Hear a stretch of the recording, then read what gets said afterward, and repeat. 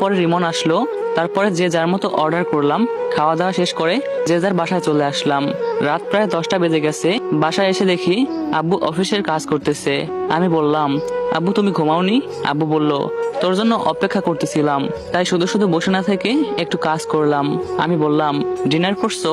হ্যাঁ, এইমাত্র করলাম। তুই তাড়াতাড়ি ঘুমিয়ে পড়। আমি বললাম, হ্যাঁ আব্বু, তুমিও ঘুমিয়ে পড়ো। রুমে এসে শুয়ে পড়লাম। মোবাইলটা হাতে নিয়ে নতুন একটা ফেসবুক আইডি খুললাম। নাম দিলাম অবিশ্বাসীর অবহেলার পাত্র। কিছুক্ষণ ঘাটাঘাটি করে ফোনটা রেখে দিলাম। আর ভাবতে লাগলাম মা বাবার কথা। কেমন আছে তারা? হয়তোবা ভালো আছে, আমার মতো পাপিষ্ট ছেলেকে ছাড়া। কিন্তু আমি তাদের ছাড়া একটু ভালো নেই। তাদের জন্য খুবই কান্না পায়। এই বেঈমান মন বারবার তাদের কথা ভাববে। তাদের কথা ভাবতে ভাবতে এমন কোনো দিন নাই যে আমার চোখের পানিতে বালিশ ভেজে নাই। মাঝে মাঝে মনে পড়ে সামিয়ার কথা। মনে মনে ভাবি, সে হয়তো আমাকে ছেড়ে দিয়ে অন্য কাউকে বেছে নিয়েছে। আমার মতো চরিত্রহীনকে তো সে ঘৃণা করতো। এসব ভাবতে ভাবতেই ঘুমিয়ে গেলাম। সকালে নাস্তা করে অফিসে গেলাম। এভাবেই কেটে গেল 1টি বছর। এই 1 বছরে অনেক কিছু চেঞ্জ হয়েছে। আজকে অফিস আগেই ছুটি দিছে। অফিস থেকে এসে লাঞ্চ করতেছিলাম। ঠিক তখনই আব্বু বলল, বাবা এবার লেখাপড়াটা শুরু কর। আমি বললাম, হ্যাঁ বাবা, এখন ভর্তি হব। আব্বু বলল, ঠিক আছে, বাসা থেকে একটু দূরে একটা ভালো কলেজ আছে। সেই কলেজের প্রিন্সিপাল স্যারের সাথে আজকে কথা বলছি। কবে ভর্তি হবি?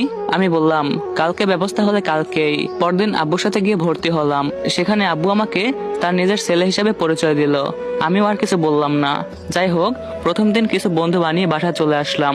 এরপর থেকে শুরু হলো আমার লেখাপড়া, মানে আমার ছাত্র জীবন।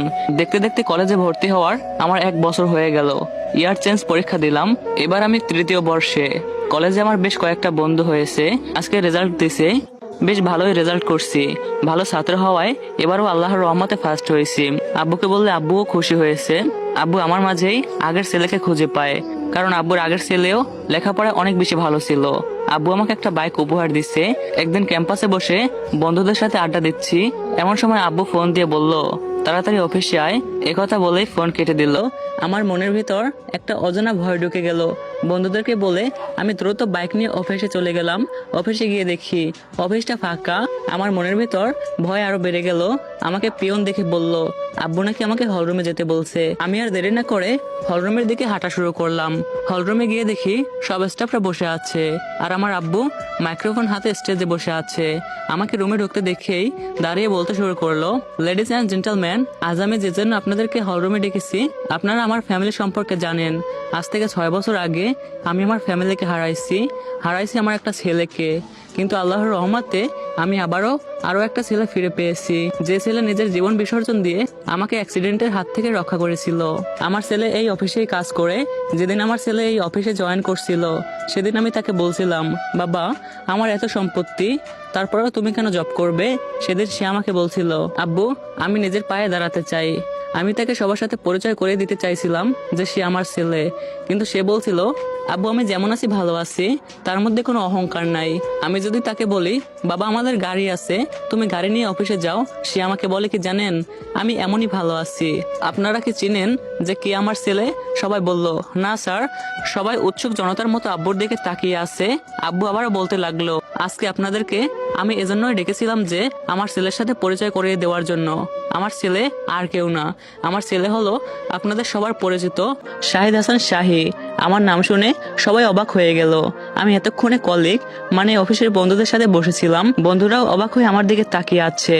আর অবাক হবারই কথা, কারণ এই 1 বছরে আমি কাউকে বুঝতে দেই নাই যে আমি মালিকের ছেলে। যাই হোক, কথা বলা শেষে আব্বু আমাকে স্টেজে ডাকলো। আমি যাবার পরে আব্বু আমাকে ফুল দিয়ে বরণ করলো এবং অফিসের অ্যাডমিনের চেয়ারে বসালো। আমি চেয়ারে বসতেই আব্বু আবারও বলতে শুরু করলো, এই কোম্পানি এবং আমার সব সম্পত্তির মালিক এখন থেকে আমার ছেলে। এখন আমি বেশ অসুস্থ, আবার হায়াতের কথাও বলা যায় না। এছাড়া যদি কোনো কারণে আমি অফিসে নাও আসতে পারি, তাহলে আমার ছেলে শাহিদ হাসান শাহী এই অফিস দেখাশোনা করবে। আর আমি আশা করি আমার অনুপস্থিতিতে আপনারা কেউ কাজের গাফলাতি করবেন না। আব্বু আরো কিছুক্ষণ লেকচার দেওয়ার পর সবাইকে ছুটি দিল। হলরুম থেকে বের হয়ে বন্ধুদের কাছে যেতেই ববি বলল, স্যার আপনি এখানে কোনো দরকার কি? আমি বললাম, শোন, তোরা আমার বন্ধু ছিলি আর এখনো আছো, সো কোনো সার করবি না, ওকে? রিমন বলল, তা না হয় বুঝলাম, কিন্তু তুই এতদিন আমাদেরকে এটা বলিসনি কেন? আমি বললাম, আমি যদি তোদের বলে দিতাম তোরা কি আমার সাথে ফ্রিলি থাকতি? নাহিদ বলল, সত্যি রে, তুই অনেক মহান। ওদের সাথে কিছুক্ষণ আড্ডা দেওয়ার পর বাসায় ফিরলাম। রাতে ডিনার করার সময় আব্বুকে বললাম, আব্বু এসবের কি প্রয়োজন ছিল? আব্বু বলল, দেখ বাবা, আমার শরীরটা বেশ খারাপ, কখন কি হয়ে যায় বলা যায় না। আমি বললাম, আর কখন এসব কথা বলবা না, তোমার কিছু হলে আমি কি করে থাকবো? আব্বু বলল, আচ্ছা বাবা ঠিক আছে, আর কখনো বলবো না। এবার খুশি তো?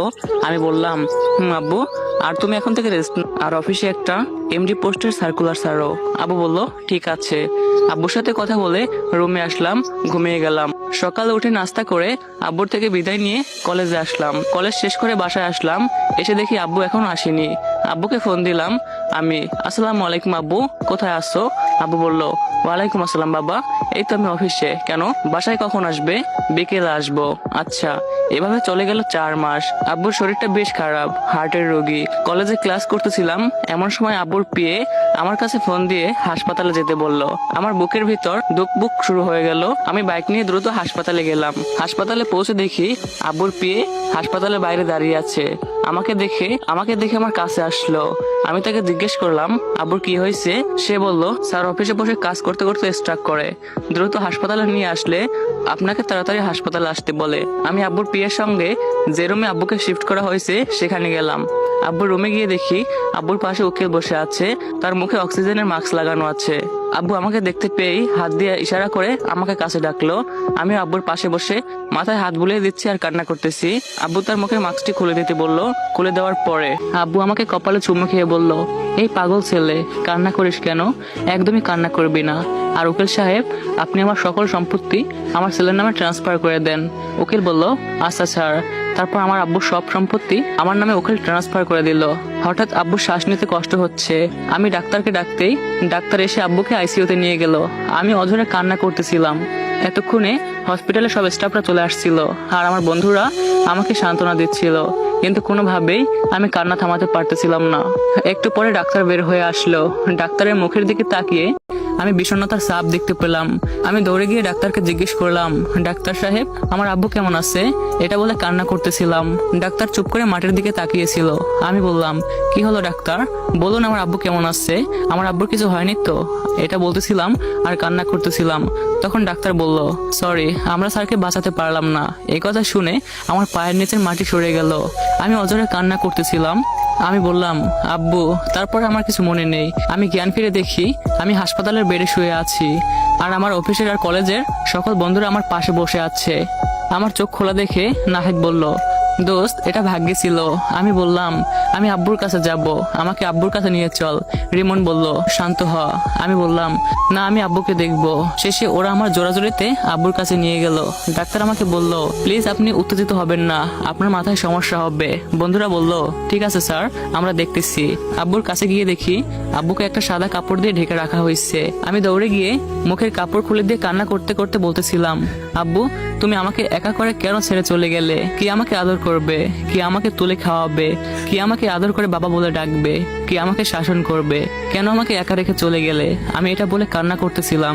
রিমন আর রাকিব এসে আমাকে আব্বুর কাছ থেকে সরিয়ে নিল।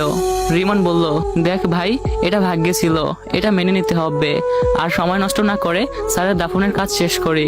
আমি বললাম, চল। এরপরে আব্বুর জানাজা করিয়ে দাফন শেষ করলাম। অবশ্য আমি জানাজার নামাজ পড়িয়েছি।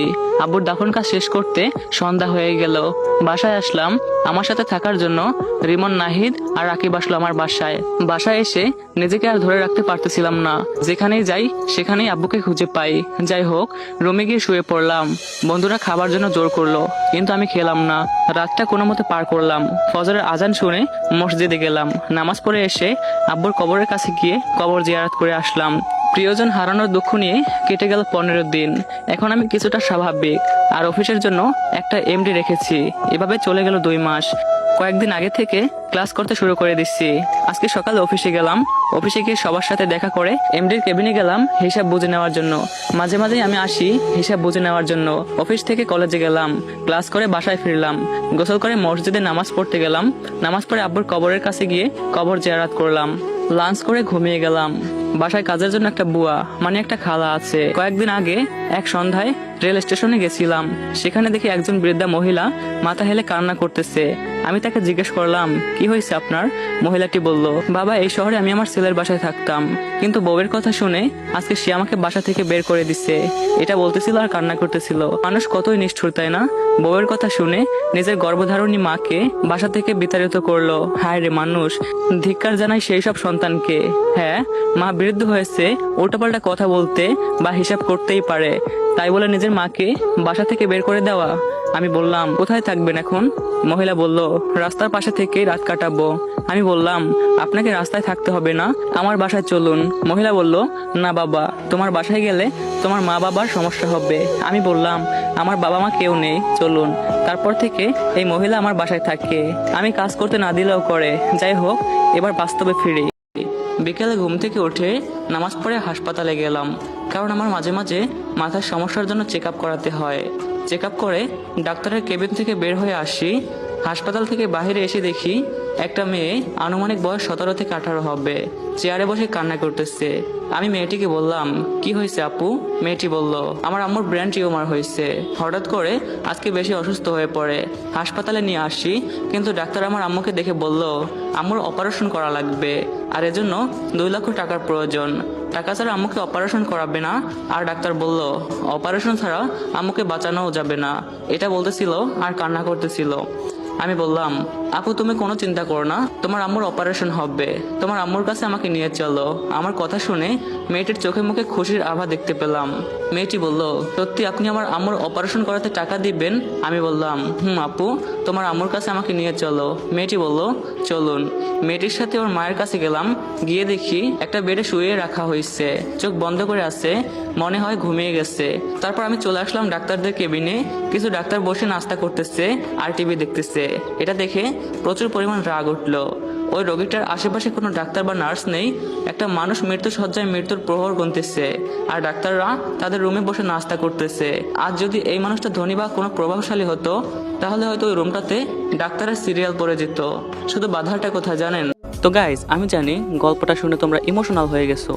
তো তোমাদেরকে বলবো, এই ভিডিওতে যদি 1000 লাইক এবং 500 কমেন্ট আসে, তাহলে পরবর্তী পার্ট খুব শীঘ্রই অনেক বড় করে দিব। তো সবাই এখনই কমপ্লিট করে দাও। আর হ্যাঁ গাইজ, সাবস্ক্রাইব করতে একদমই ভুলবা না। আল্লাহ হাফেজ।